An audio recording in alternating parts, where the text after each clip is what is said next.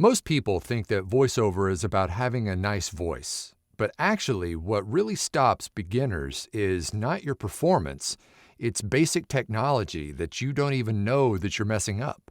By the end of this video, you're going to learn what core technology you have to know, and I'm talking non-negotiable, in order to grow and sustain your voiceover business without overcomplicating it. And there's one big mistake that most new voice talent make that quietly kind of makes them look unprofessional to potential clients. So we'll get to that in a sec. Here's a quick win right up top, and that is naming your files. Make sure that your files are named however the client prefers. Every client has a preferred way of naming your files that you send to them, especially on auditions. So make sure that you are naming these by paying attention to the specs in the audition and name your files exactly the way they said. There's a couple of ways to do this. You can either jump back into your DAW and rename it in your DAW, or most computers will just have a right-click rename option in the file storage area itself. Now, if it's just for your own purposes, then just come up with a standardized way of naming your files, whether you want to use the date or whatever. Just make sure that you use that format no matter how you save your files. This one habit alone will make you instantly easier to hire to your potential client. Hey there, my name's Mike Hathcote. I'm a full-time voice actor and I run the Voiceover Blueprint YouTube channel. This channel exists to help beginner voice actors learn the ropes and avoid the hurdles of voiceover so that you can grow and sustain a profitable voiceover career. I've helped countless people at this point navigate the ins and outs of the voiceover industry and overcome some of the hurdles and challenges that you might face, including technology. This coming Tuesday, we're having a free live webinar where you can learn even more about the voiceover industry, including the tech, and it costs nothing to attend. All you got to do is click that link in the description and pin comment below to sign up. And just for showing up, you're going to get a copy of the Voiceover Blueprint book, which is the book that I wish that I had when I first started voiceover. You're going to get the audiobook as well as the downloadable PDF, as well as 4 free additional gifts just for showing up. So once again, just click the link in the description below and sign up, and I'll see you there. Now, let's get back to some technology. Okay, before we get into talking tools, let's first unpack a few things that you need to unlearn that are holding you back. The first mistake is using just a random collection of different apps and folders and things that don't really make you look professional. One of the biggest mistakes that I see new voice actors make is they use, for instance, for their email, they use something like a Gmail or a Yahoo or an AOL account for their email, when you should really be using whatever domain name you have for your website. For instance, mike@mikehathcote.com. If you use a Gmail or one of these other free email providers, it just does not look professional. It screams amateur. So that would be my first bit of advice, is just spend the extra few bucks and get an email address that is tied to your domain name for your website.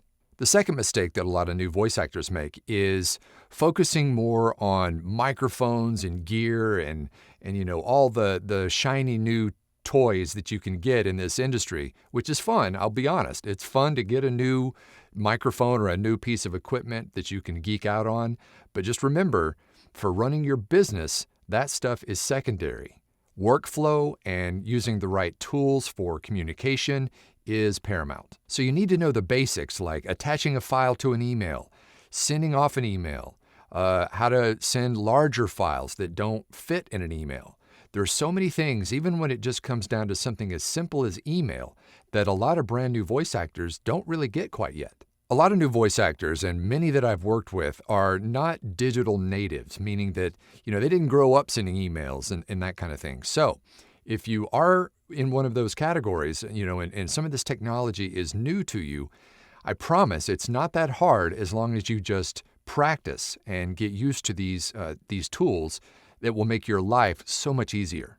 Another mistake that a lot of brand new voice actors make is thinking that I'll just learn that stuff later. I just want to get in and start recording. Now, it's all right to do that. It's all right to get in and start recording. That is also one thing you need to learn. But you need to learn this other stuff too, because without having that skill set, you can record the best stuff in the world, but if you don't know how to get it out there in front of the right people, you're going to suffer. So once you understand some of those mistakes, the actual technology, the tools themselves become much easier. You know what to focus on, what not to focus on, and you can move forward much quicker. All right, one last thing I want to talk about before we get into the tools, and that is the voiceover paradigm has changed. In the old days, you used to have multiple agents who would, find the work for you. You would sit by the phone and wait for a call, and then if you got a call, you would go down to your local studio, walk into the booth, record your spot or whatever, leave and get paid. That is no longer the case because now you wear every single hat in your business.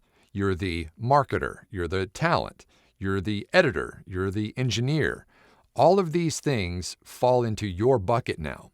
So you have to know all of these aspects in order to run a profitable business. Okay, first up, let's talk about your DAW, and that is your digital audio workspace, and that's basically just a fancy word for your recording software. This is not just an app that you use from time to time. This is your moneymaker. This is how you record your voice, edit it, process it, and get it ready for delivery. There's a lot of different versions out there, everything from free all the way up to maybe a monthly subscription. Some you can pay a fee outright and own it, but this is going to be paramount to your success.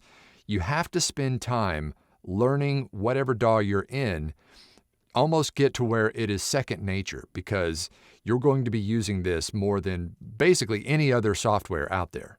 Make sure you know the right settings, make sure you know the basics of recording and editing and processing so that you can have a consistent recording every single time.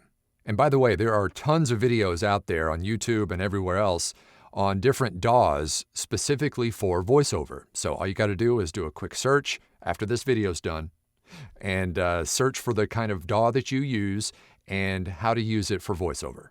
And of course, if you're in the voiceover blueprint, we do have modules on these as well. Okay, next up is another really big aspect of what you're going to need to know, and that is file delivery, email, and storage, because this is where a lot of beginners and pros are separated. This is, again, where a good email address tied to your domain name is key, because when you send something to a prospective client or even an existing client, they need to see that you're actually a business, not just using a Gmail that you got for free 20 years ago. So if you're doing your marketing outreach, you need a very professional email address, you need a clear subject line, and you need a consistent message. Clients and potential clients want zero friction.